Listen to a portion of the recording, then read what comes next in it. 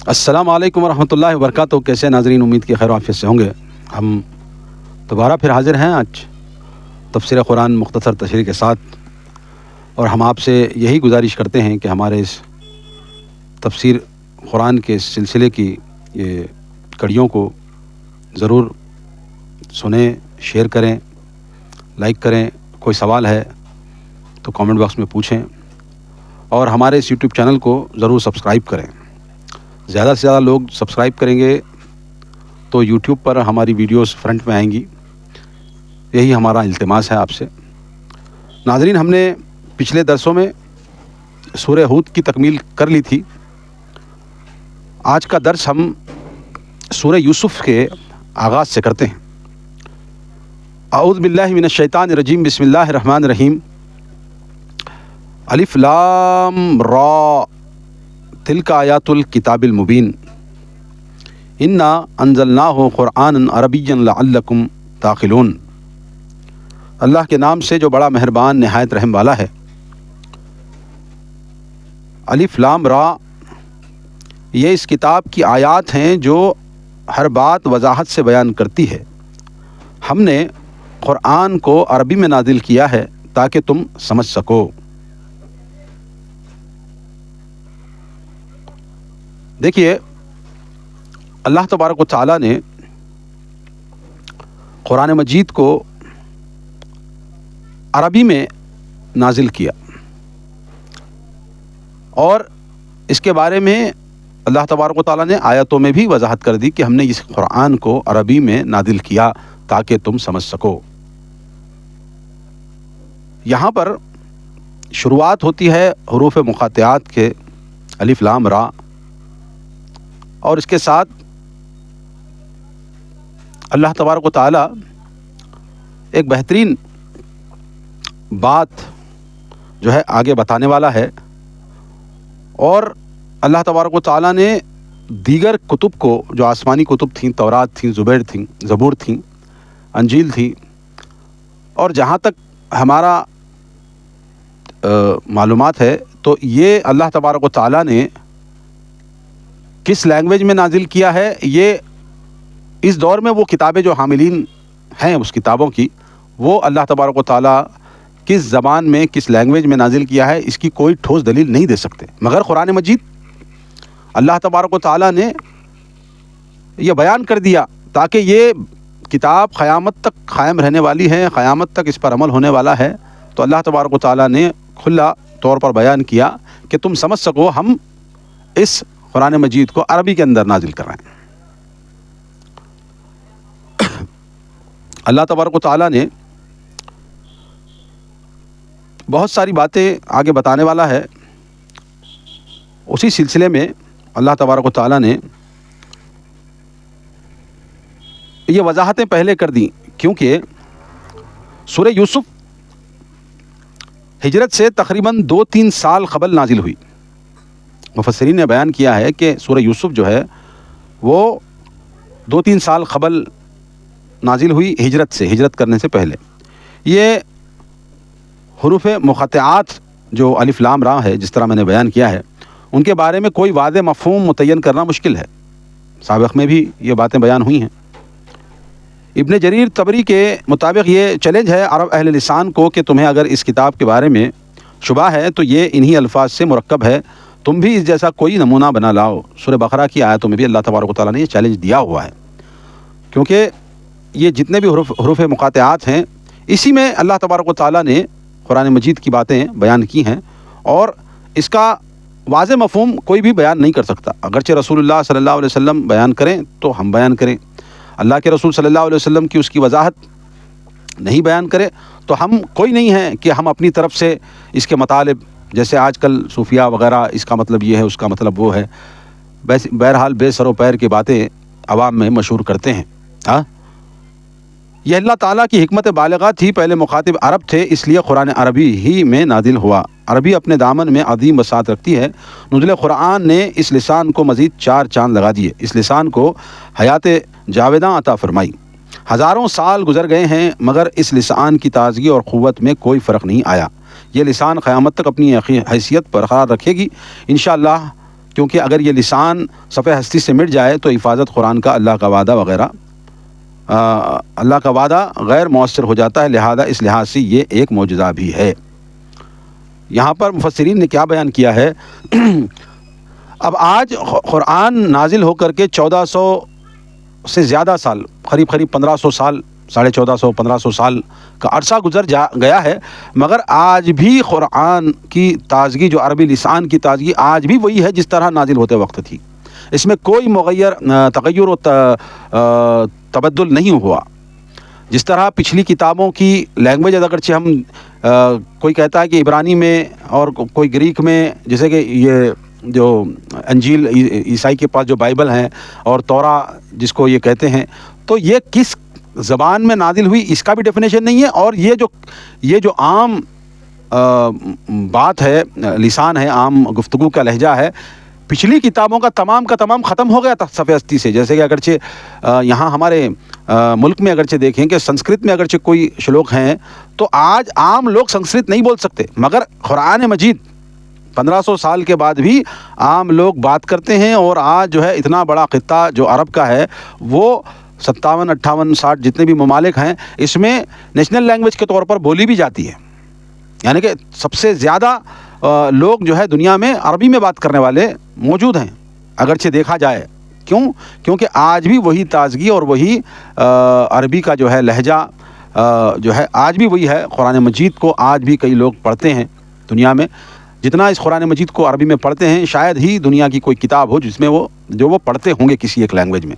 تو یہ زندہ معجزہ ہے، اور جو ہے مفسرین نے یہاں پر وضاحت کی کہ اگرچہ اللہ تبارک و تعالیٰ یہ لسان کو باقی قیامت تک نہیں رکھتا، تو اس کا جو وعدہ ہے ہم اس کی جو ہے نا حفاظت کریں گے، وہ کیسے پورا ہوتا ہے؟ اس لیے اللہ تبارک و تعالیٰ قیامت تک یہ کتاب قرآن مجید کو، یہ عربی زبان کو رکھے گا، قائم رکھے گا۔ قرآن اکثر مقامات پہ آپ کی نسبت علم غیب کی نفی کرتا ہے۔ شاید ان لوگوں کو کچھ ہدایت نصیب ہو جائے جو پیروں اور ولیوں کے بارے میں بھی علم غیب جاننے کا عقیدہ رکھتے ہیں۔ یہاں پر یہ بات بتایا گیا ہے کہ ہم نے قرآن کو عربی میں نازل کیا ہے تاکہ تم سمجھ سکو۔ اور آگے کی آیت میں اللہ تبارک و تعالیٰ فرماتا ہے نحن نقص علیک احسن القصص بما اوحینا الیک ھذا القرآن وان کنت من قبلہ لمن الغافلین۔ یہاں پر یہ جو آج کل کے صوفیاء اور دیگر جو جتنے بھی قسم کے مسلمان جو اپنے آپ کو مسلمانوں کی طرف نسبت رکھتے ہیں اور وہ عقیدہ رکھتے ہیں کہ پیروں ولیوں اور یہ لوگ، ان کو بھی جو ہے کچھ تصرفات ہیں، یہ لوگ جانتے ہیں۔ آج کل تو ہمارے مرشد ایسے ہیں، ہمارے حضرت ایسے ہیں، یہ بہت چل رہا ہے۔ ارے انہوں وہ بول دیتے، یہ بول دیتے، وہ بہت بول دیتے، حالانکہ وہ باتیں غیب کی ہوتی ہیں۔ ہمارے مرشد ایسا بولے تھے، ایسا ہوں گا، ایسا چھوا دیکھو، ہمارے حضرت ایسا بولے تھے، ایسا ہوں گا، ایسا ہی چھوا۔ تو یہ جو عقیدہ ہے اللہ تبارک و تعالیٰ نے قرآن مجید میں کھول کر کے بیان کیا ہے کہ اللہ تبارک و تعالیٰ کیا کہتا ہے کہ اے نبی صلی اللہ علیہ وسلم، ہم اس قرآن کو آپ کی طرف وحی کر کے ایک بڑا اچھا قصہ آپ سے بیان کرتے ہیں، اگرچہ اس سے قبل آپ اس سے بے خبر تھے۔ یعنی کہ رسول اللہ صلی اللہ علیہ وسلم کو جب تک یہ قرآن وحی کے اندر نازل نہیں ہوا اور یہ قصہ اللہ تبارک و تعالیٰ نے وحی کے ذریعے رسول اللہ صلی اللہ علیہ وسلم کو نہیں بتایا، تب تک اللہ کے رسول صلی اللہ علیہ وسلم نہیں جانتے تھے یہ واقعہ کیا ہے، یہ قصہ کیا ہے۔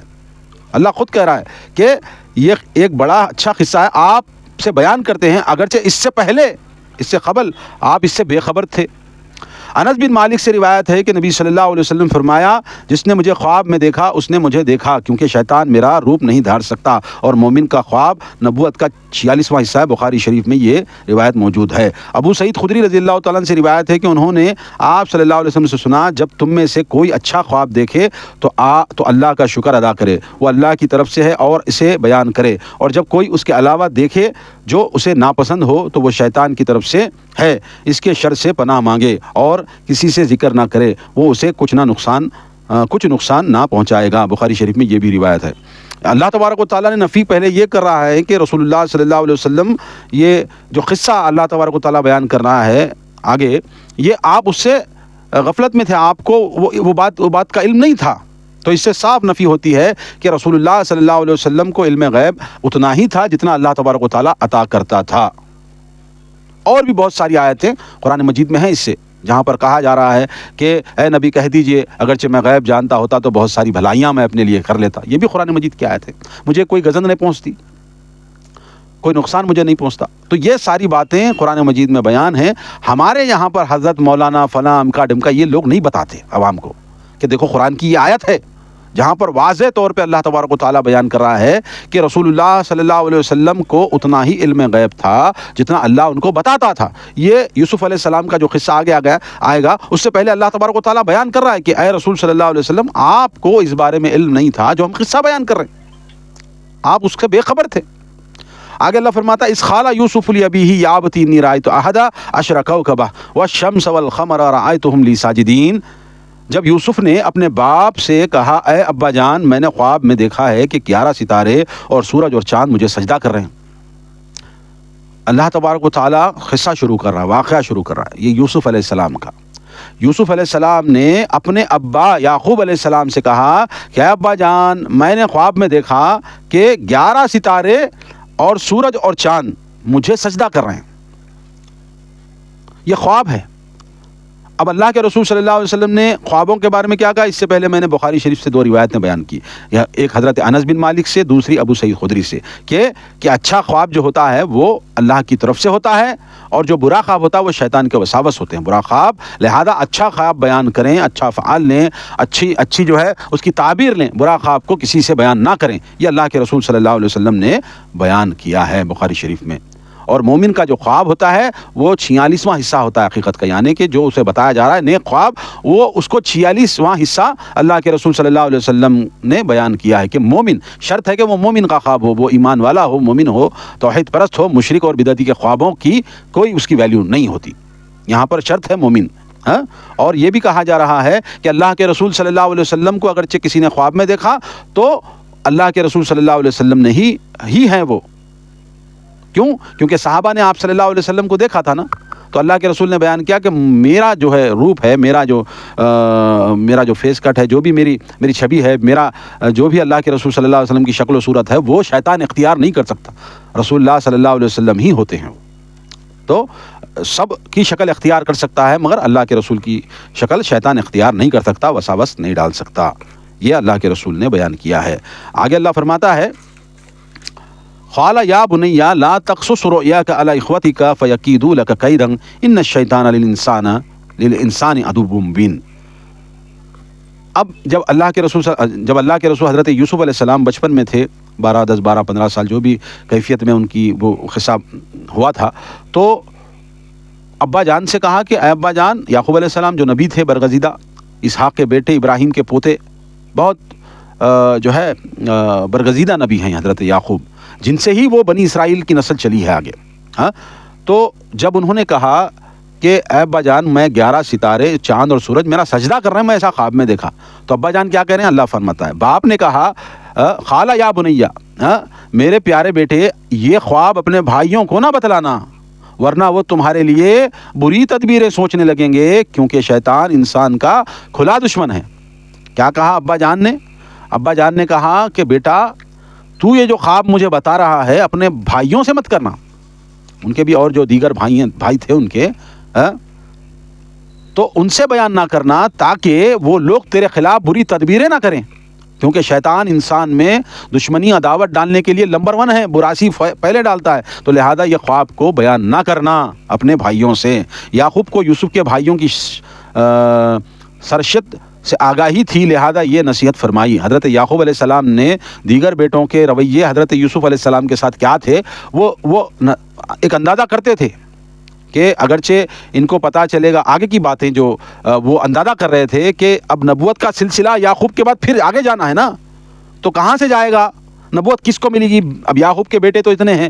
تو اللہ تبارک و تعالیٰ نے یہ باتیں حضرت یوسف کے ساتھ جو واقعات پیش آ رہے تھے اس سے اندازہ وہی کیے تھے, اور آگے اللہ تبارک و تعالیٰ نے یہ بیان کیا کہ شیطان تمہارا کھلا دشمن ہے, نہیں بیان کرنا.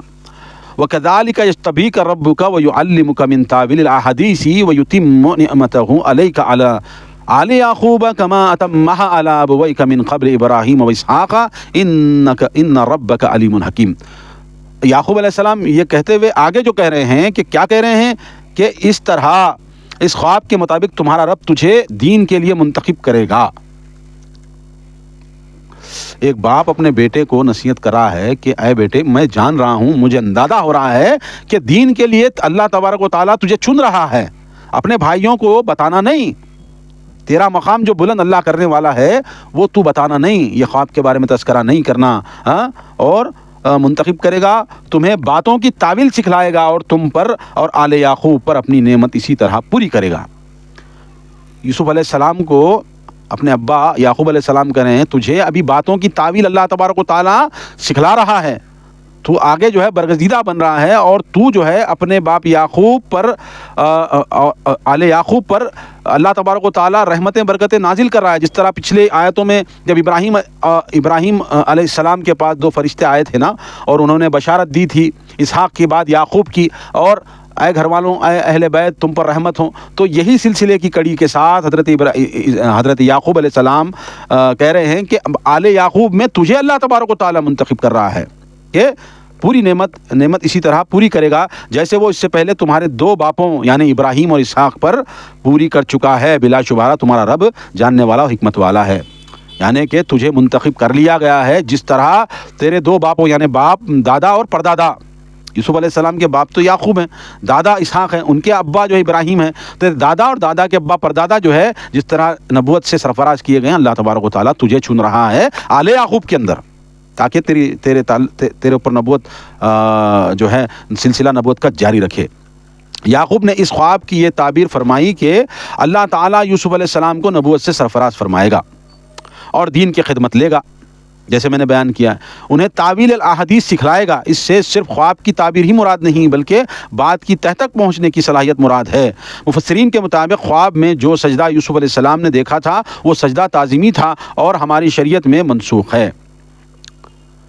اللہ تبارک و تعالیٰ نے یہ جو تعبیر جو سکھلا رہا تھا، تعبیر کی شروعات یہ خواب کے ذریعے سے اللہ تبارک و تعالیٰ، اور صرف خوابوں کی تعبیر ہی نہیں، بات کی گہرائیوں تک پہنچنے کی بات بھی اللہ تبارک و تعالیٰ انہیں سکھلا رہا تھا اور انہیں صلاحیت دے رہا تھا۔ اور یہاں پر یہ مفسرین نے کہا ہے کہ یہ جو سجدہ کرنے کی بات ہے نا، یہ سجدہ تعظیمی تھا جو اس امت پر حرام ہے، سجدہ تعظیمی بھی نہیں کرنا ہے۔ ایک حدیث میں مشہور حدیث ہے، کہا جاتا ہے کہ پچھلی امتوں میں سجدہ جائز تھا، مگر اس امت میں اگر سجدہ کرنا ہوتا تو اللہ حکم دیتا اپنی بیویوں کو کہ وہ اپنے شوہروں کا سجدہ کریں، حالانکہ وہ بھی اللہ تبارک و تعالیٰ نے حرام کر رکھا ہے۔ تو لہذا سجدہ کسی انسان کو، کسی شجر کو، حجر کو کرنا نہیں ہے، تعظیمی نہیں ہے، عبادتی نہیں ہے، کوئی بھی نہیں ہے۔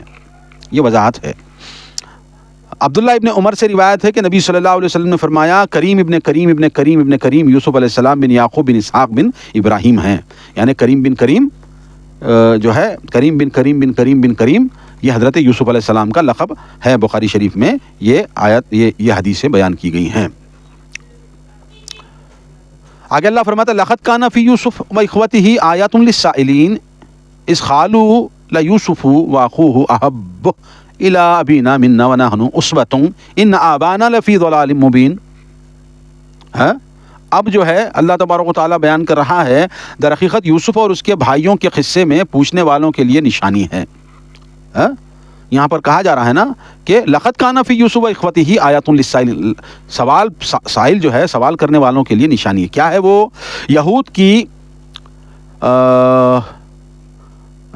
یہود کی جو مشرکین کے ساتھ رابطے تھے، مشرکین نے آپ صلی اللہ علیہ وسلم سے یہ سوال کیا کہ ابراہیم، اسحاق اور یعقوب سب کا مسکن تو فلسطین ہے اور شام کا علاقہ تھا، پھر بنو اسرائیل مصر میں کیسے پیا پہنچے؟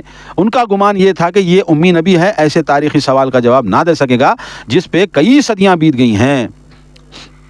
یہودیوں نے مشرکین مکہ کو بہکایا اور پھسلایا، اور یہ ایسے سوالات جو تاریخی سوالات تھے، یہ تو پڑھے لکھے نہیں تھے، تاریخ نہیں پڑھی، کچھ نہیں پڑھی نا نبی کریم صلی اللہ علیہ وسلم نے، کسی انسان سے آپ صلی اللہ علیہ وسلم نے تعلیم حاصل نہیں کی، تو ان سے پوچھا جا رہا ہے یہود کے کہنے پہ مشرکین کہ کیا پوچھ رہے ہیں کہ اسحاق، ابراہیم، اسحاق، یعقوب، ان سب کا مسکن تو فلسطین ہے نا، یہ لوگ تو سارے فلسطین اور آس پاس کے علاقے میں یہ لوگ تھے، مگر بنو اسرائیل جو ہے وہ مصر جا کے کیسے پہنچا؟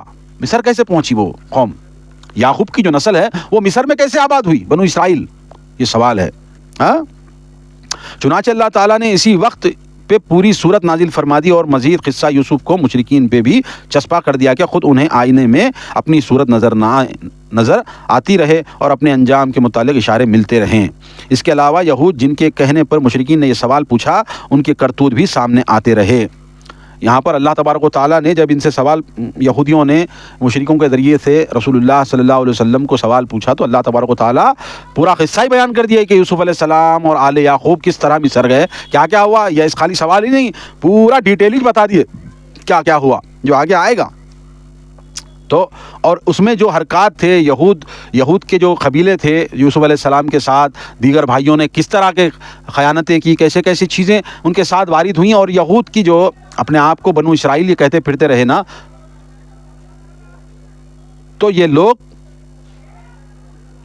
اپنی کیریکٹر لیس زندگی کو اب سامنے دیکھیں گے کہ سگے بھائیوں سے یہ لوگ کس طرح کا رویہ کرتے ہیں۔ ہاں، یہ بتانا مقصود تھا اور اللہ تبارک و تعالیٰ نے پوری صورت ہی نازل فرما دی۔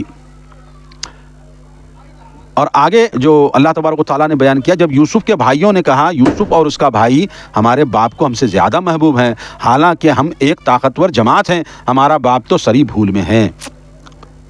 اب جب ایک تو یعقوب علیہ السلام اپنی اولادوں سے پیار کرتے تھے، اس میں اسپیشلٹی جو حضرت یعقوب علیہ السلام نے یوسف میں دیکھی تو ان سے اور زیادہ محبت کرنے لگے۔ ایسا نہیں کہ دوسرے سے محبت نہیں کرتے، دوسرے کی اپنی محبت ایک جگہ تھی، مگر سب سے زیادہ محبت حضرت یوسف علیہ السلام سے وہ کرنے لگے۔ تو بھائیوں نے دیکھا کہ ابا جان تو بڑے ناانصافی سے کام لے رہے ہیں ہمارا، ہم طاقتور ہیں، ہم جو ہے اتنے خوبصورت طاقتور اور جوان رانا ہیں، اور ابا جان جو ہے یوسف علیہ السلام یوسف کے اوپر ہی فدا ہیں اور آپ اسی سے بہت زیادہ محبت کر رہے ہیں۔ ہمارا باپ تو سری بھول میں ہے، اور یہ کہتے ہوئے ابا پر الزام بھی لگا رہے ہیں، ابا تو ناانصافی کر رہے ہیں ہمارے ساتھ، ہم تو طاقتور خوبصورت رانا جوان ہیں، ہماری اتنی بڑی جماعت ہے، 10-11 بچے ہم لوگ ہیں، ہمیں چھوڑ کر کے ہمیں اتنی محبت نہیں کر رہے، یوسف سے کر رہے ہیں۔ اب شیطان ان کے دل میں وسوسے ڈال رہا۔ یوسف علیہ السلام اپنے باپ یعقوب علیہ السلام کو دوسرے بیٹوں سے زیادہ لاڈلے تھے۔ اس کی کئی وجوہات تھیں، جیسے آپ دوسرے بھائیوں سے عمر میں چھوٹے تھے، چھوٹے بیٹے والدین کو عموماً زیادہ پیارے ہوتے ہیں۔ یوسف علیہ السلام اور بنیامین کی عقیق والدہ فوت ہو چکی تھیں، آپ انتہائی حسین و جمیل تھے، دیگر بھائیوں کی نسبت آپ بہت ہی نیک سیرت تھے۔ یہاں پر اللہ تبارک و تعالیٰ کیا کہہ رہا ہے؟ یعقوب علیہ السلام کیوں حضرت یوسف سے زیادہ محبت، ایک تو یہ جو ہے والدہ سے محروم تھے، یعنی کہ آپ کی والدہ فوت ہو چکی تھی، بن ماں کے بیٹے تھے، تو عموماً باپ بن ماں کے بچوں کو زیادہ محبت رکھتا ہے۔ اس کے علاوہ بھائیوں میں چھوٹے بھی تھے سب میں، اور عموماً ہر باپ اپنے چھوٹے بچوں سے زیادہ محبت کرتا ہے، خاص کر کے چھوٹے بیٹوں سے، یہ انسانی فطرت ہے۔ اور آپ جو ہے بہت فرما بردار بھی تھے، بہت حسین و جمیل بھی تھے، اتنے حسین و جمیل تھے کہ اس کی کوئی حد نہیں، بہت حسین و جمیل تھے یہ بھی تھے، اور آپ نیک سیرت تھے۔ یوسف علیہ السلام اور بنیامین ایک ماں سے تھے، جبکہ بقیہ 10 بھائی دوسرے ماؤں سے تھے۔ دوسرے بھائی یوسف اور ان کے بھائی بنیامین سے حسد کرنے لگے، وہ جلتے کہ کام کاج تو ہم کریں جبکہ باپ کی شفقت انہیں ملے۔ یہ ان کے دماغ میں کیسا شیطان نے ڈالا کہ سارے باپ کے کام کاج، ہر بات چیت، ہر ان کی جو بھی محنتیں ہم کر رہے ہیں، مگر ہمارے ابا جان جو ہے ناانصافی کر کے، بڑی بھول کر کے، ہمارے جو ہے میدر بیٹے جو سوتیلے بیٹے ہیں اس کو بہت زیادہ چاہ رہے ہیں، یوسف کو بھی بنیامین کو بہت زیادہ چاہ رہے ہیں۔ تو ان کے اندر ایک کپٹ اور ایک زہر جو ہے شیطان نے ڈالا۔ اقتلوا یوسف او اطرحوہ ارضا یخل لکم وجہ ابیکم وتکونوا من بعدہ قوما صالحین۔ کیا کہا؟ اب ان کے دماغ میں شیطانی دماغ چل رہا، لہذا یا تو یوسف کو مار ڈالو یا اسے کہیں دور پھینک دو، اس طرح تمہارا باپ تمہارے ہی طرف متوجہ رہے گا، پھر اس کے بعد تم نیک لوگ بن جانا۔ دیکھو کیسا ان کو وسوسہ شیطان ڈال رہا ہے، شیطان کیسے کیسے ڈالتا، کیسے بھرے میں لاتا۔ کیا بولے؟ اب مشورہ کرے یہ لوگ بھائیاں، اب یوسف کو قتل ہی کر دیں گے، نہ رہے گا بانس نہ بجے گی بانسری، یا پھر کہیں دور پھینکیں گے لے جا کے۔ تو پلاننگ چل رہی ان کی پلاننگ چل کے جو ہے نا، یہ وہ جو ہے شیطانی چالیں جو ہے ان کے دماغ میں شیطان ڈال رہا، یہ وہ شیطانی چالیں ہیں جو ہر دور میں شیطان بنی نوع انسان کو سکھلاتا رہا ہے۔ اس دور میں بھی وہی چالیں تھیں اور آج بھی وہی چالیں ہیں کہ گناہ کرنے کے بعد نیک بن جانا، حالانکہ شیطان کے چنگل میں انسان جب پھنستا ہے تو پھنستا ہی چلا جاتا ہے۔ دیکھیے یہاں پر مفسرین نے کہا کہ یہ کوئی نئی بات نہیں ہے، اس سے پہلے بھی بھائی کے خلاف بھڑکایا، حابیل اور قابیل کے واقعے میں قتل کر ڈالا نا اپنے بھائی کو ہی، تو شیطان یہ جو بھرے ڈالتا نا یہ جو ہے ان کو چنگل میں پھنساتا, اور ایک بھرا ڈالتا چنگل میں پھنساتا, پھر لپٹ کے پھر بھرا ڈالتا, ایک جھوٹ کو پکڑنے 10 جھوٹ بلاتا, 10 جھوٹ کو جو ہے نا چھپانے 100 جھوٹ بلاتا. یہ شیطانی وسوسہ, شیطانی چنگل ہے, یہ بنی نوع انسان کا دشمن ہے کھلا ہوا شیطان. اس لیے شیطان کے بھرے میں آنا نہیں ہے. اور یہ واقعات بھی وضاحت کرتے کہ شیطان کے بھرے میں ان کے بھائیاں آ گئے تھے, اور کیا بول کے شیطان وسوسہ ڈال رہا, ایک تو قتل کرو یا دور پھینک کے آؤ, اس کے بعد تم نیک بن جانا. اب باپ اور تمہارے بیچ میں یوسف رہتا ہی نہیں, باپ تم نے پیار کرتا, یہ ان کے دماغ میں ڈالا بات. یہ باتیں ان کو سوجھی, شیطان نے وسوسے ان کو ڈالے. قال قائل منهم لا تقتلوا يوسف والقوه في غيابة الجب يلتقطه بعض السيارة ان كنتم فاعلين.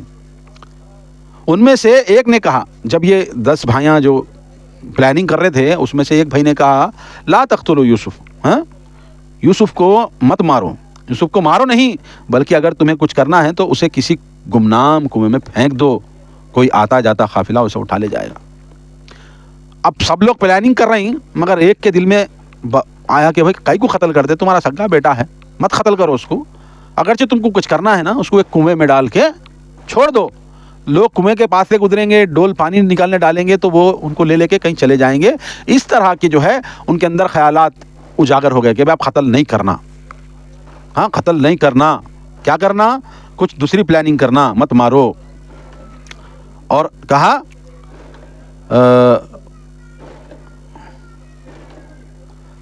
قالوا یا آبانا ما لک لا تأمنا علی یوسف وإنا لہ لناصحون. اب یہ لوگ پلاننگ کرے کچھ دوسرا کریں گے. وہ پلاننگ کیا تھی, غیابت الجب, کنویں کے اندھیرے میں اور گہرائی میں ان کو ڈالنے کی یہ پلاننگ ان کے ذہن میں آ گئی. اب کیسا کرنا, اب ابا کو سمجھانا. ابا تو چمٹ کے بیٹھے ہوئے, یعقوب علیہ السلام یوسف کو چھوڑ رہے نہیں, تو کیا بولے آگے, قالوا یا آبانا ما لک لا تأمنا علی یوسف وإنا لہ لناصحون. وہ اپنے باپ سے کہنے لگے کیا بات ہے, آپ یوسف کے بارے میں ہم پر اعتبار ہی نہیں کرتے, حالانکہ ہم اس کے خیر خواہ ہیں. اب ابا جان کے پاس آئے پلاننگ کر کے, اب ابا سے جو ہے نظر ہٹانا ہے نا. ابا جان یعقوب علیہ السلام, ہاں آپ جو ہے کیا بات ہے, آپ جو ہے یوسف کو چھوڑتے نہیں, ہاں اور ہمارے اوپر اعتبار کرتے ہی نہیں, ہمارے ساتھ کھیلنے کودنے ہمارے پاس چھوڑتے ہی نہیں, چپکا لے کے بیٹھتے تم یوسف کو, ہمارے اوپر بھروسہ نہیں ہے, اعتبار نہیں ہے. اب باپ کی جو ہے وہ جذبات کو ابھار رہی, ہم تمہارے بیٹے نہیں ہیں, ہم تمہاری اولاد نہیں ہے, خالی یوسف ہی اولاد ہے ہمارے. ہم سے جو ہے تم اتنا وہ کہیں کرتے, کنارہ کشی کہیں کرتے, یوسف کو ایک لپٹ لیتے. یوسف کو ہمارے ساتھ بھیجو, ہم اس کے خیر خواہ ہیں, ہم برا نہیں سوچتے اس کے. شیطان بھی جب آگے بھرا ڈالتا نا وہی بولتا کہ میں تمہارا تو خیر خواہ ہوں. جیسے آدم علیہ السلام کے پاس, حوا علیہ السلام کے پاس آ کے بولا ارے تم یہ پھل کھائیں گے تو تم جو ہے فرشتے ہو جائیں گے اور ہمیشہ جنت میں رہیں گے, اس لیے اللہ تعالیٰ تمہارے کو وہ جو ہے نا خبر رہا, میں تو تمہارا خیر خواہ ہوں, یہ خیر خواہ ہوں, تمہارا میں بھلا چاہنے والا ہوں. یہ سب سے بڑا کنتری رہتا. شیطان بھی یہ بول کے بھرے ڈالتا, اختلاف ڈالتا آپس میں. کیا بات ہے تم بھروسہ نہیں کرتے ہمارے اوپر. آگے کہا ارسلہ معانا غدا یرتع ویلعب وإنا لہ لحافظون. کیا کہا, کل اسے ہمارے ساتھ بھیج دیجئے تاکہ وہ کھائے اور کھیلے اور ہم یقیناً اس کی حفاظت کریں گے. ابا جان ہمارے اوپر ہی بھروسہ کرو, ہمارے ساتھ بھیجو, کھیلیں گا کودیں گا, اچھا جوان رانا بنیں گا, ہم کھیلیں گے, ہم کو پیٹ بھر کھیلیں گے, اچھا کھیلیں گے, اچھا جو ہے ہم کھیل کود کریں گے تاکہ وہ جو ہے دنیا داری بھی سیکھ سکے. اس طرح کی باتیں جو ہے حضرت یعقوب علیہ السلام کو بول دیے, یعقوب علیہ السلام کو ان کے بیٹے آ کے بول دیا اور کہا کہ ہم حفاظت کرنے والے ہیں. قال انی لا یحزننی ان تذهبوا به واخاف ان یاکلہ الذئب وانتم عنہ غافلون. اب ان سے پیچھا چھڑانا ہے نا. یعقوب علیہ السلام سب سمجھ رہے ہیں ان کی پلاننگ, سب سمجھ میں آ رہا ہے ان کو, یہ کیا نہ کیا انہوں نے پلاننگ کر لے کے آئے, میرے کو جو ہے نا اس کو بھیجو بول رہے کچھ ہے. اب کیا تو بھی ایک بہانہ کرنا نا انسان کے پاس, اگرچہ کوئی آیا تو بہانہ کرتے نا, اس کو کچھ بھی نہیں دینے کا رہا, نہیں ارے بھائی وہ ایسا ہو جائے گا, میں تیرے کو دیا تو ایسا ہو جائے گا. یہ بہانے انسان کے اندر آتے, فطری چیز. نہ بول ڈائریکٹ نہ بولے تو برا مانتے نا, تو کچھ تو بھی ہیلا کرنا. تو وہ ہیلا حضرت یعقوب علیہ السلام کر رہے ہیں. ارے کیا کر رہے ہیں یعقوب علیہ السلام, یعقوب نے کہا اگر تم اسے لے جاؤ تو ایک تو مجھے غم ہوگا, ایک تو تم میرے پاس نہیں رہیں گا تو مجھے دکھ ہوں گا, مجھے تکلیف ہوں گی. پہلے اپنے باپ ہونے کا جو ہے وہ ڈال رہے ہیں, پریشر ڈال رہے ہیں اپنے باپ کو. تم جو ہے اس میں ڈالتے کیا, غم میں ڈالتے کیا, یہ لکھ جائیں گے تو میرے غم ہوں گا. ارے بھائی یوسف کو میں چھوڑوں گا, بن ماں کا بچہ ہے, ہاں یہ میرے پاس رہا تو میرے کو خوشی ہوتی, میرے گھر سے لے کے گئے تو غم ہوتا, میرے کو اس کو لکھ جا کے میرے غم دیتے کیا. ایک پریشر ڈال رہے حضرت یعقوب علیہ السلام, ہلا کر رہے. دوسرا میں ڈرتا ہوں کہ تم اس سے بے خبر ہو جاؤ تو اسے بھیڑیا نہ کھا جائے. اب کیا کہا؟ میں یہ بھی میرے اندر ڈر, ایک تو غم ہوتا ہے میرے کو, دوسرا کیا ہے معلوم ہے, میرے کو یہ بھی ڈر ہے کہ اگرچہ میں اس کو چھوڑ دوں گا تمہارے ساتھ اور تم کھیل کود میں مصروف ہو جائیں گے, تو مجھے یہ بھی ڈر ہے کہ تم کھیل کود میں رہیں گے مگن اس کو کوئی بھیڑیا اٹھا لے جائیں گا اور کھا جائیں گا. یہ ڈر بتائے. یہاں پر یعقوب علیہ السلام کو چونکہ یوسف علیہ السلام والا خواب معلوم تھا اور انہیں بھائیوں کے یوسف کے بارے میں خیالات سے بھی آگاہی تھی, لہذا اپنے احساسات کا ان الفاظ میں اظہار کیا. مفسرین نے بیان کیا کس طرح تو بھی یعقوب علیہ السلام پیچھا چھڑانا چاہ رہے تھے, ان سے نہیں بھیجنا چاہ رہے تھے, تو یہ پریشر ڈالے. تو اب جو ہے یہ بات ان کے منہ سے نکل گئی کہ مجھے ڈر ہے کہ کہیں جو ہے بھیڑیا نہ کھا جائے. قالوا لئن اکلہ الذئب ونحن عصبۃ انا اذا لخاسرون. اب بیٹے جو کہنے لگے ہم طاقتور جماعت ہیں, اگر ہمارے ہوتے ہوئے اسے بھیڑیا کھا جائے تو ہم تو بڑے نقصان میں پڑ گئے. کیا جی ابا ایسا بول رہے ہیں کیا تم؟ ایسا کیسا کھا لیتا؟ ہم طاقتور جماعت ہے, 10 بیٹے ہیں جوان رانا, ہاں ہمارے 10 بیٹوں کے 10 بھائیوں کے ہوتے ہوئے ہمارے چھوٹے بھائی کو بھیڑیا کھا سکتا کیا؟ نہیں کھا سکتا. ہم اگرچہ کھا لیا تو ہم گھاٹے والے ہو جائیں گے. ہماری جوانی کس کام کی, ہماری طاقت کس کام کی؟ تو یہ جو ہے ان کو بیٹے پریشر ڈالے کس طرح بھی کر کے حضرت یعقوب علیہ السلام ان کے ساتھ ان کو روانہ کرے. آگے اللہ فرماتا فلما ذهبوا به واجمعوا ان يجعلوه في غيابة الجب واوحينا اليه لتنبئنهم بامرهم هذا وهم لا يشعرون. آگے اللہ فرماتا ہے چنانچہ جب وہ یوسف کو لے گئے اور اس پر اتفاق کر لیا کہ اسے کسی گمنام کنویں میں ڈال دیں, اس وقت ہم نے یوسف کو وحی کی کہ تم اپنے بھائیوں کو ان کی یہ حرکت جتلاؤ گے اور وہ جو کچھ نہ جانتے ہوں گے. اب کس طرح سے بھی باپ کو راضی کر کے حضرت یوسف کو وہ بھائیاں اٹھا لے کے چلے گئے بہانے بازی کر کے. تو اس وقت اللہ تبارک و تعالیٰ جو ہے جس وقت وہ کنویں میں ڈالنے والے تھے, تو اللہ تبارک و تعالیٰ یوسف علیہ السلام پر وحی کر رہا ہے کہ کہہ رہا ہے اے یوسف ڈرو مت, گھبراؤ مت, یہ جو واقعہ یہ لوگ پیش کر رہے ہیں نا, تمہارے بھائی تمہارے ساتھ تم پر ظلم کر رہے ہیں, تمہارے حسد کر رہے ہیں, تم کل بڑے ہو کر کے یہ واقعات تم ان کو بتلاؤ گے. یہ اللہ تبارک و تعالیٰ بیان کر رہا ہے کہ تم گھبراؤ مت کنویں میں ڈالے جانے سے, اور تم بڑے ہو کر کے جتلاؤ گے یہ بات. ذرا تصور کریں کہ یہ بھائی یوسف علیہ السلام کو کنویں میں پھینک رہے ہیں, ہاں کنویں میں پھینک رہے ہوں گے, کنویں میں آرام سے تو نہیں گرے ہوں گے نا. کنویں میں پھینکتے ہوئے لو میرے بھائیاں مجھے پھینک دو, بلکہ تو یوسف علیہ السلام بھی تھوڑا بہت تو اپنے آپ کو ڈیفینس کرے ہوں گے نا, بچنے کی کوشش کریں گے. ان کو بھی معلوم ہے کنویں میں ڈال دیا تو مر جاتا ہوں, یا جو بھی انسان کو اپنی ڈر رہتا نا, تو آرام سے تو نہیں ہوں گے. شاید ان کے ہاتھ پاؤں باندھے گئے ہوں گے, ایک ایک سے انہوں نے منت سماجت کی ہوگی, مگر ظالموں کے دل کس قدر سخت ہوئے ہوں گے اس وقت یوسف علیہ السلام کے نازک سے دل پہ کیا بیت رہی ہوگی. یہ واقعہ جو ہے ایسے ہی نہیں تھا. جب ان کے بھائیاں ان کو لے گئے باپ سے جھوٹے باتاں بول کر کے, تو دیکھو وہ یوسف علیہ السلام 12-13 سال 10 سال جو بھی ان کی عمر تھی ہوگی, چھوٹے سے بچے تھے وہ. اب اپنے آپ کو بولے ہوں گے نا میں تمہارا سگا بھائی ہوں, میرے کو کئی کر رہے ہیں, کئی کو مار رہے ہیں, ایسی باتیں ان کے ساتھ ان کے اندر گفتگو ہوئی ہوگی. اور ان کے ہاتھ پاؤں بھی باندھے گئے ہوں گے. اب پھینکنا ہے تو اب ہاتھ پاؤں کھلے رکھے تو چڑھ کے آ سکتا, لہذا کیسا پھینکنا, ہاتھ پاؤں باندھے ہوں گے. تو یوسف علیہ السلام اپنے بھائیوں سے منت سماجت بھی کرے ہوں گے, پوچھے ہوں گے میں کئی کر رہے ہیں سا. تو اللہ تبارک و تعالیٰ نے ان کو اطمینان دیا جب وہ پھینکے گئے. یہ ساری چیزیں لڑائی ہوئی, مارے توڑے, کیوں مار رہے, کیا کر رہے ہیں, ان کے اوپر الزامات, کیا کیا جتنا بھی ان کے ساتھ واقعہ ہوگا, تفصیل میں تو قرآن مجید میں اتنا ڈیٹیل نہیں ہے, جو مختصر بات ہے. تب مفسرین نے اپنے خیالات کا اظہار کیا ہے کہ کس قدر یوسف علیہ السلام کے دل پہ کیا بیت رہی ہوں گی. وہ 10-12 سال 15 سال کا جو معصوم بچہ جو بھی تھا, حضرت یوسف علیہ السلام جو بھی عمر ان کی تھی, تو ان کے اوپر کیا بیت رہی ہوگی. تو اللہ تبارک و تعالیٰ وہ دل کی کیفیت کو بدلنے کے لیے یہ کہہ رہا ہے کہ یہ جو حرکات تمہارے ساتھ وہ لوگ کر رہے ہیں نا, یہ تم بڑے ہو کے ان کو بتلائیں گے. قرآن میں اللہ تبارک و تعالیٰ کیسی نصیحت بھری باتیں بتاتا ہے. انسان جو ہے ایسے ایسے مناظر, اب آپ تصور کریں 10-12 سال کا بچہ ہے اور یہ لوگ جوان 10 ہے, اس کو مار رہے ہوں گے, پیٹ رہے ہوں گے, ہاتھ پاؤں باندھ رہے ہوں گے اور کنویں میں ڈال رہے ہوں گے, تو اس کی اوپر کوئی غیر کرا تو اس کے اوپر اتنا نہیں بیتتا. یہ دشمن ہے میرے کر رہے ہیں. سگے بھائی لوگ اگرچہ اس طرح کریں گے ایک باپ کی اولاد ہوتے ہوئے تو ویسے بچے کے اوپر کیا گزرتی ہوگی. یہی نقشہ کھینچا. آگے جو ہے مفسرین نے بیان کیا اس وقت اللہ تعالیٰ نے آپ کے دل کو جمع دیا اور اطمینان قلب نصیب فرمایا. تم یہی نہیں رہو گے بلکہ وہ وقت آنے والا ہے کہ تم انہیں ان کے کرتوت سے آگاہ کرو گے اور وہ جانتے نہ ہوں گے. اس کا ایک معنی تو یہی ہے جو ترجمے میں اختیار کیا گیا ہے. اس کے علاوہ اس کا معنی یہ بھی ہو سکتا ہے کہ اس وحی کے بارے میں انہیں کچھ خبر ہی نہ ہوگی. دیکھیے یہاں پر یہ کیفیت مفسرین نے کہا کہ اللہ تبارک و تعالیٰ نے ان کے قلب اطمینان کو وہ جو ان کی کیفیت تھی اس وقت اپنے بھائیوں کے ظلم سہتے وقت اللہ تبارک و تعالیٰ نے ان کو اطمینان دلایا کہ تم ڈرو نہیں گھبراؤ نہیں.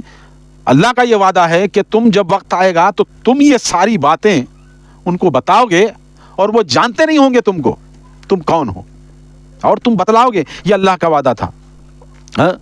آگے اللہ فرماتا ہے قالوا یا آبانا انا ذهبنا نستبق وتركنا يوسف عند متاعنا فأكله الذئب وما أنت بمؤمنين لنا ولو كنا صادقين وجاءوا على قميصه بدم كذب قال بل سولت لكم أنفسكم أمرا فصبر جميل والله المستعان على ما تصفون. اب یہ جو بھائیاں تھے یہ بھائیاں جو ہے آ گئے اور وہ رات کو روتے پیٹتے اپنے باپ کے پاس آئے.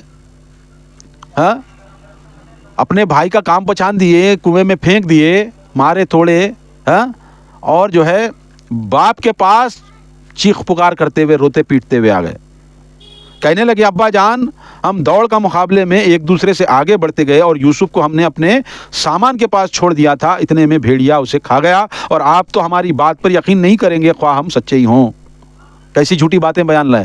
کیوں یہاں پر نصیحت یہ بات ہوتی ہے اپنے دل میں اگرچہ اپنی اولاد کے تعلق سے کوئی خوف بھی ہے دل میں تو وہ باتیں کسی کو بتانا نہیں. اپنی جو خوف کی باتیں جو اپنے دل میں چلتی ہے اپنے اولاد کے تعلق سے وہ باتیں کسی کو بتانا نہیں ہے چھپانا ہے ورنہ جو ہے وہی باتوں کو لے کر کے وہ لوگ تمہاری اولادوں کو نقصان پہنچاتے ہیں. تو یہاں پر نصیحت ہے کہ اپنے دل کی باتیں اپنے دل کا خوف کسی کے سامنے بیان نہیں کرنا خاص کر کے اپنی اولاد کے تعلق سے یا اپنے تعلق سے بیان نہیں کرنا اپنی کمزوری نہیں بتانا. یہاں حضرت یوسف علیہ السلام نے کمزوری ظاہر کر دی تھی وہاں پر کہ مجھے ڈر ہے کہ کہیں بھیڑیا نہ کھا جائے. اب اسی بات کو پکڑ کے ابا کے دماغ میں آلریڈی یہ بیٹھے ہوا ہے کہ ان کو ڈر بھی ہے. اب کیا کریں گے ہم جو ہے یوسف علیہ السلام کا کرتا لے جا کر کے اس کو جھوٹ موٹ کا رنگ لگا کر کے لے جا کے بول دیں گے ابا جان یوسف علیہ السلام کو بھیڑیا کھا گیا ہم لوگ دوڑ بھاگ کے رننگ کا ہم مقابلہ کر رہے تھے اور رننگ کے مقابلے میں ہم اپنے سامان کے کھانے پینے سامان کے پاس یوسف کو بٹھا کے رکھے تھے اور ہم دوڑ کا مقابلہ کر رہے تھے ہم دوڑ دھوپ کر رہے تھے ہم کھیل رہے تھے کہ اتنے میں ایک بھیڑیا آیا اور ہمارے سامنے یوسف علیہ السلام کو لے جا کر کے کھا گیا. یہ بیان کر لیتے آ گئے روتے پیٹتے آ گئے اور جو ہے باپ کے سامنے خوب رو پیٹ کر کے یہ باتیں بیان کی. چونکہ یہ لوگ کوئی عادی مجرم تو نہ تھے صرف حسد کی وجہ سے بھائی کو رستے سے ہٹانے لگے تو وہی بہانہ کر دیا جس کے بارے میں یعقوب نے خدشہ پہلے ظاہر کیا تھا. شاید رات کو اس لیے آئے ہوں کہ ان کے ٹسوے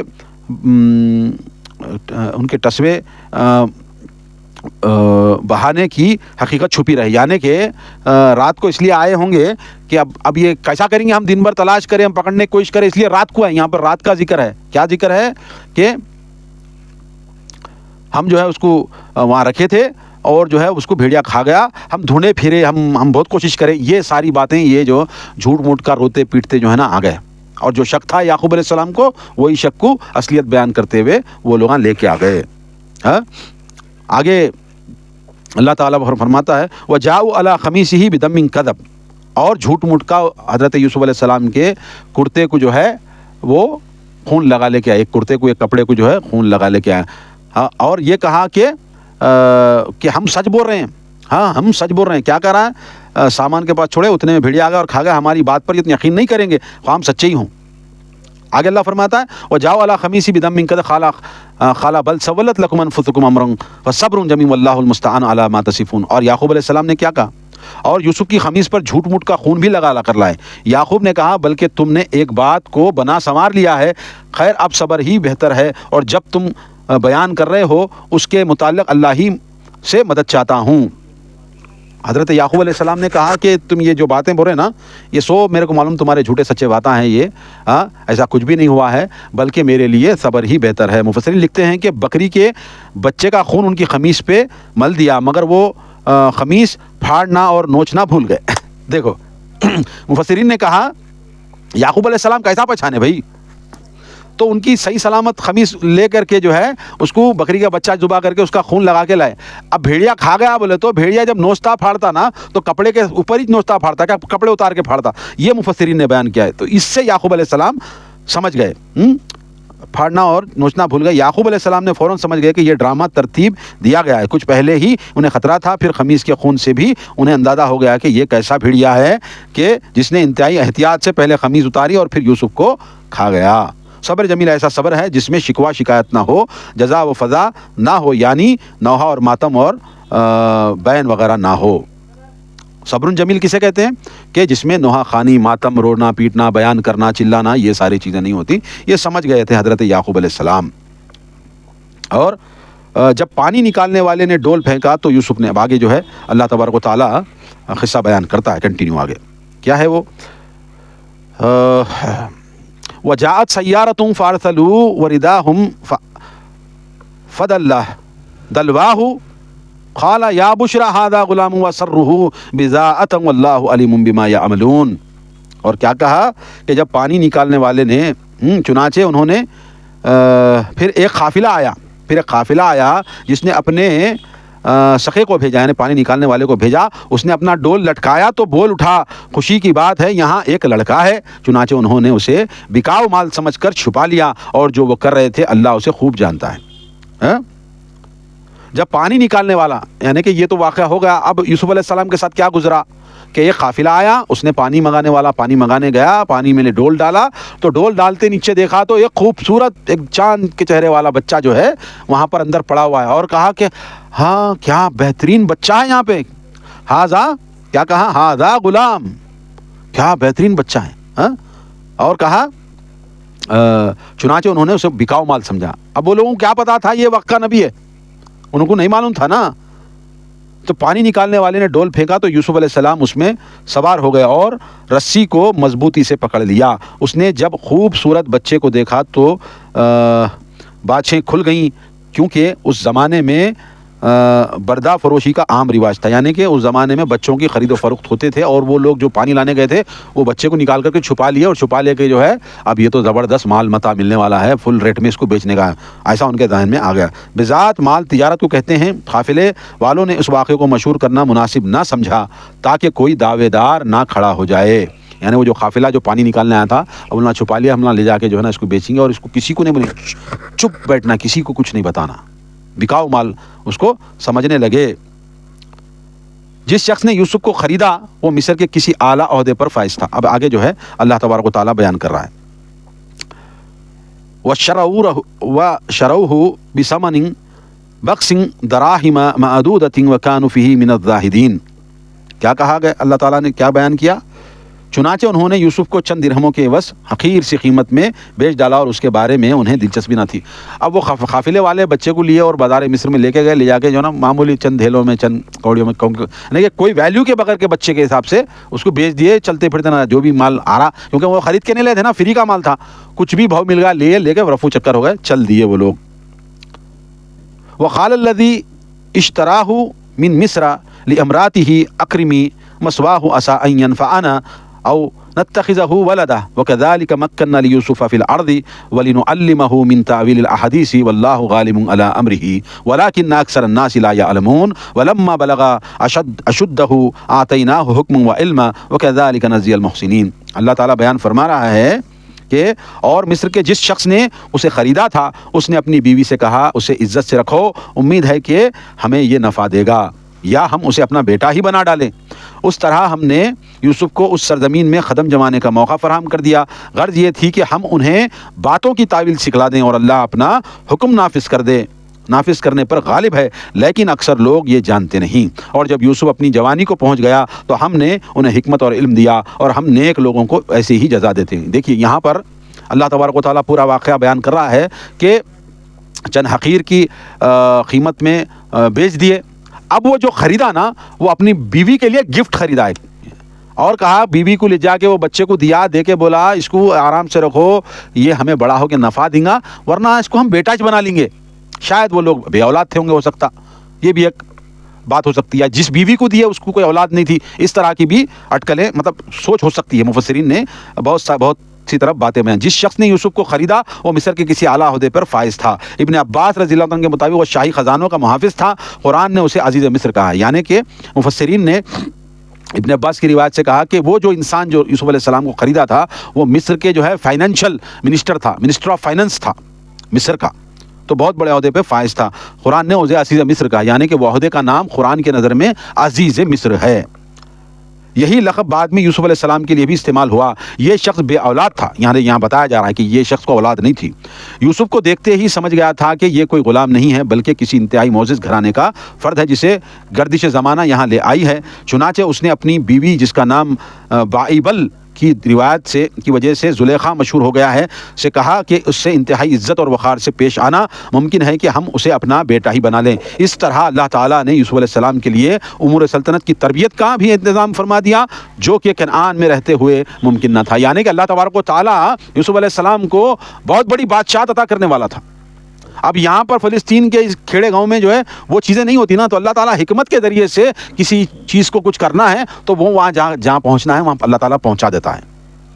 تو اللہ تبارک و تعالیٰ نے یہ قصہ بیان کر کے ان کے منہ پر ایسا تماچا مارا یہودیوں کے کہ یہ امی نبی کو کیا پتا ہوگا کہہ کر یہ سوال کر رہے تھے نا حضور صلی اللہ علیہ وسلم کی طرف. اللہ کے رسول وہ کیسا پہنچے نہیں, پورا واقعات بتا دیے اللہ تعالیٰ کی فضل سے آپ کے اللہ کی وحی آنے کے بعد. تو وہ قصہ اللہ تبارک و تعالیٰ نے تفصیل کے ساتھ اور بھی بہت آگے بیان کر رہا ہے.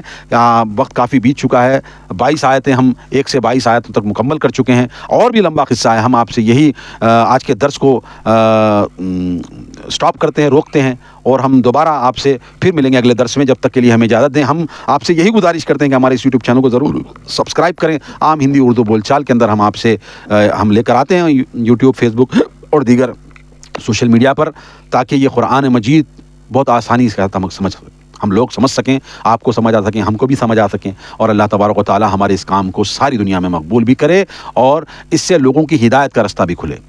یہی ہم گزارش کرتے ہیں. ہمارے یوٹیوب چینل کو ضرور سبسکرائب کریں. مجھے اگلی نشست تک اجازت دیں. آج کے لیے بس اتنا ہی. السلام علیکم ورحمۃ اللہ وبرکاتہ.